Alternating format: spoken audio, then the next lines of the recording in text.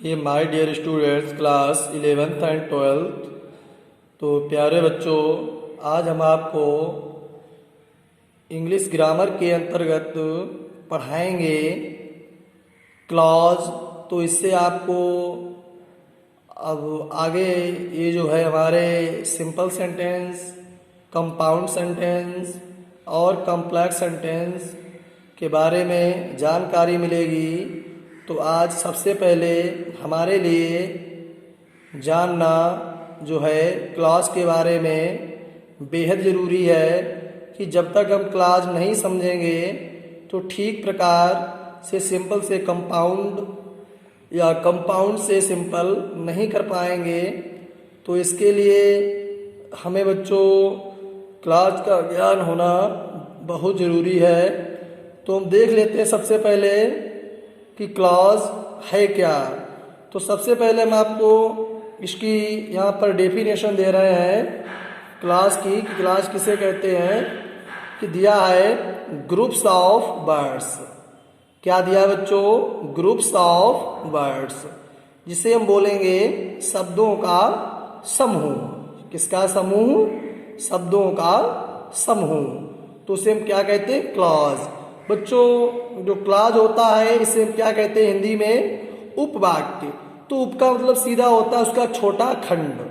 मतलब ये होता है, ये छोटा खंड होता है और छोटे छोटे वाक्य इसमें बने होते हैं, जिसमें सिर्फ एक आपकी फाइनाइट वर्ब होती है, जिसमें एक कर्ता होता है और एक क्रिया होती है। सबसे महत्वपूर्ण पहचान आपको यही देखनी है कि जहाँ पर हमें एक कर्ता मिल जाए और एक हमें क्रिया मिल जाए तो हम सीधा समझ लेंगे कि यहाँ पर क्लॉज का उपयोग हुआ है। तो बच्चों, ठीक तरीके से आपको क्लॉज, जिसे हमने अभी आपको बताया था, उपवाक्य के बारे में समझ गए होंगे। तो यहाँ पर हमने एग्जाम्पल के माध्यम से भी समझाया है कि राधा वीप्स, राधा रोती है। तो माय डियर स्टूडेंट्स, यहाँ पर जो राधा है वो हमारा सब्जेक्ट है और जो वीप्स आया है ये मेरी क्या है? वर्ब है। तो अभी मैंने आपको बताया था कि जिसमें एक कर्ता और एक क्रिया होती है। तो यहाँ पर एक कर्ता हो गया और एक क्रिया हो गई। अब आप समझ गए होंगे ठीक तरीके से यहाँ पर कि राधा वीप्स। अब बच्चों, हम आपको क्लॉज के अंदर के बारे में बताएंगे कि क्लॉज कितने प्रकार के होते हैं। तो बच्चों, क्लॉज दो प्रकार के होते हैं। नंबर एक यहाँ पर हम देख लेते हैं इंडिपेंडेंट क्लॉज और डिपेंडेंट क्लॉज। तो इंडिपेंडेंट क्लॉज और डिपेंडेंट क्लॉज, तो हम देख लेते हैं कि इंडिपेंडेंट क्लॉज में क्या होता है।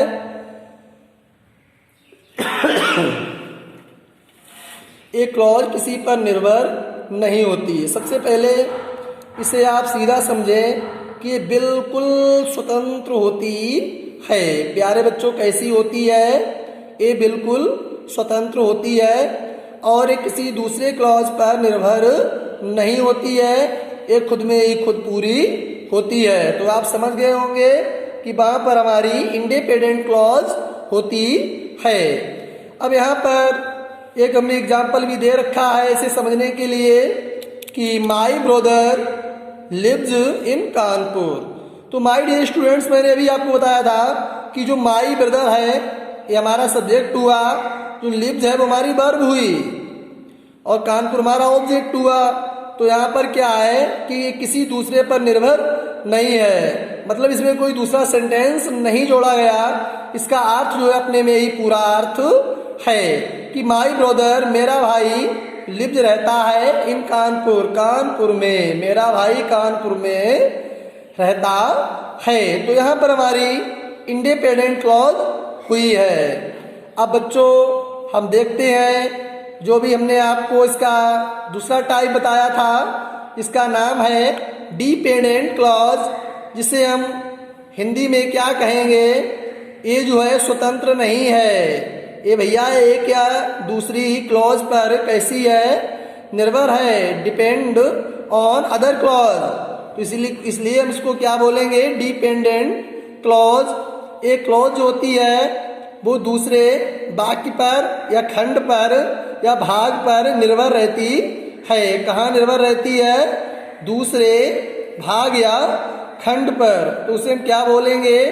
Dependent clause. कौन सी क्लॉज बोलेंगे बच्चों? Dependent clause. अब आप समझ गए होंगे दोनों क्लॉजों के बारे में। आज आपके समझ में आया होगा कि इंडिपेंडेंट क्लॉज में क्या होता है और डिपेंडेंट क्लॉज के अंतर्गत क्या होता है।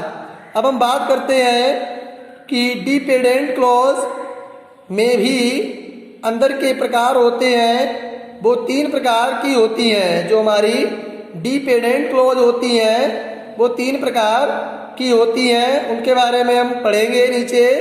और इंडिपेंडेंट क्लॉज का जो भी मैंने बताया था उनका कोई प्रकार नहीं होता है, वो अपने में पूरी होती हैं। तो अब देख लेते हैं डिपेंडेंट क्लॉज।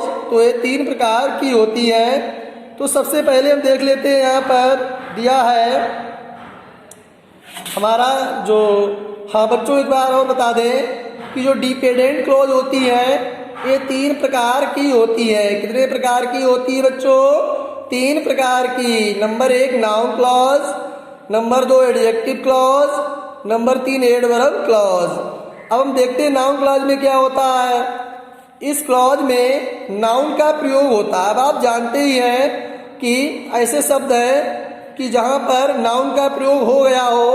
और दूसरी बात क्या है कि जो हमारा इंडिपेंडेंट क्लॉज होगा वो एक से अधिक क्लॉज वाला होगा। उसमें आपको जो है अलग अलग वर्ब्स मिल जाएंगी और एक वाक्य दूसरे वाक्य से बिल्कुल जुड़ा हुआ होगा।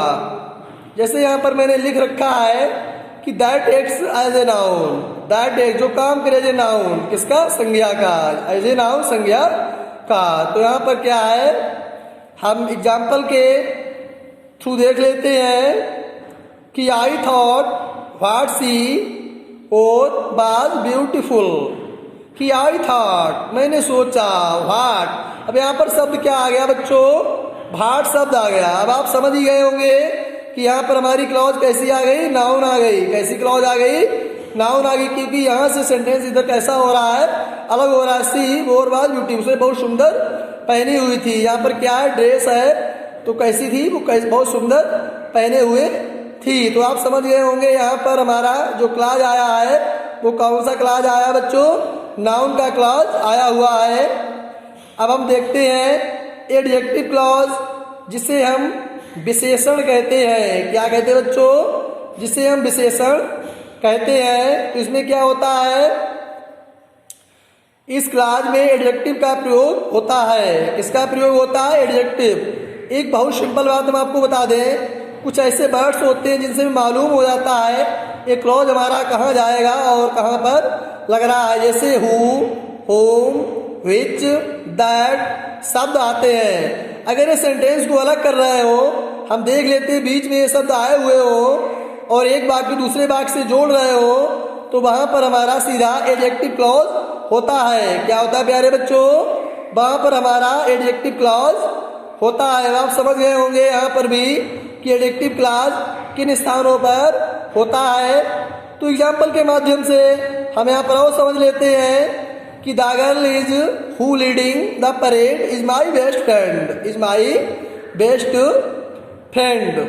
तो आपको यहाँ पर पढ़ने को मिला होगा कि द गर्ल लड़की है हु जो लीडिंग द परेड क्या कर रही थी? लीडिंग, परेड की लीडिंग कर रही। इज माई बेस्ट, वो कौन? मेरी प्रिय मित्र है। कैसी मित्र है? प्रिय मित्र है। तो यहाँ पर हु के द्वारा, किसके द्वारा यहाँ पर पहचान हमारी हो रही है कि हु के द्वारा सेंटेंस को आपस में जोड़ दिया गया है। तो आप समझ गए होंगे यहाँ पर हु का प्रयोग हुआ है, जिससे क्या हुआ? एडजेक्टिव क्लॉज हमारा बन गया है। तो हमें ये चीजें याद करनी है, जैसे हु है, हुम है, विच है, दैट है। तो अगर वाक्य को जोड़ने में काम आती है, जोड़ देते हैं, तो वहां पर हमारा एडजेक्टिव का क्लॉज हो जाता है। अब बच्चों हम देखेंगे जो हमारा तीसरा क्लॉज होता है डिपेंडेंट क्लॉज के अंतर्गत आता है, जिसका नाम होता है एडवर्ब क्लॉज। कौन सा क्लॉज होता है बेटा यहाँ पर? एडवर्ब क्लॉज, जिसे हम हिंदी में कहते हैं क्रिया विशेषण उपवाक्य। कौन सा विशेषण होता है यहाँ पर बच्चों? क्रिया विशेषण उपवाक्य। तो हम देख लेते हैं इसमें क्या होता है। इस क्लॉज में एडवर्ब का प्रयोग होता है। किसका प्रयोग होता है बच्चों? एडवर्ब का।